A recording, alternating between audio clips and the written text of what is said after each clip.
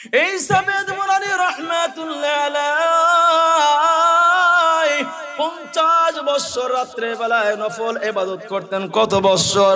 50 বছর নফল ইবাদত করতেন। এই 50 বছর যখন নফল ইবাদত তেলাওয়াত নফল ইবাদত যখন করতে লাগলেন আর সকালবেলা আল্লাহ রাব্বুল আলামিনের দরবারে দোয়া করেন, আল্লাহ যদি কবরের ভিতরে নামাজ পড়ার জন্য তৌফিক দান করো সবাইকে, যারা মুত্তাকিন সালেহিন, আল্লাহ তার মধ্যে এই গুনাহগারকে রাখো। দুনিয়ার জমিন থেকে সাবেত রাহমাতুল্লাহ আলাইহি এইবার কিছুদিন পর ইন্তেকাল হয়ে গেল। কিছুদিন পর ইন্তেকাল হয়ে যাওয়ার পর বন্ধু এইবার সবাই সুন্দর করে সাবান দিয়ে যখন গোসল করাইলেন, মশারি টানাইলেন, গোসল করাইলেন, দাফন কাফন শেষ করে দিলেন, জানাজার শেষ করে দিলেন। এইবার কবরের ভিতরে রাখবে।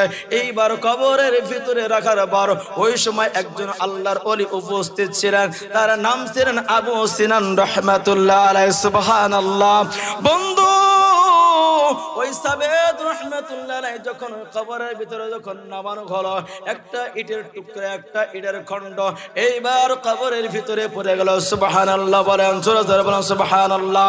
এইবার বন্ধু আবু সিনান রাহমাতুল্লাহ এবার চিন্তা ভাবনা করতেছেন, শুধু তাই দেখলাম না, সাবেদ রাহমাতুল্লাহ আলাইহি কবরে দাঁড়িয়ে নামাজ পড়তেছে। আল্লাহু আকবার।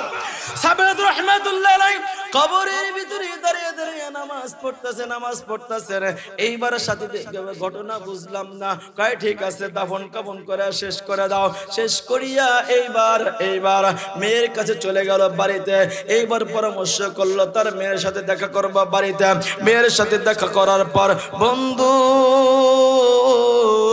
এইবার প্রশ্ন করা হলো, তোমার আব্বাকে আমরা দাফন করার জন্য কবরের ভিতরে নামাইলাম। কবরের ভিতরে নামানোর সঙ্গে সঙ্গে একটা ইটের খণ্ড পড়ে গেল। আবার দেখলাম দাঁড়িয়ে নামাজ পড়তেছে। সুবহানাল্লাহ।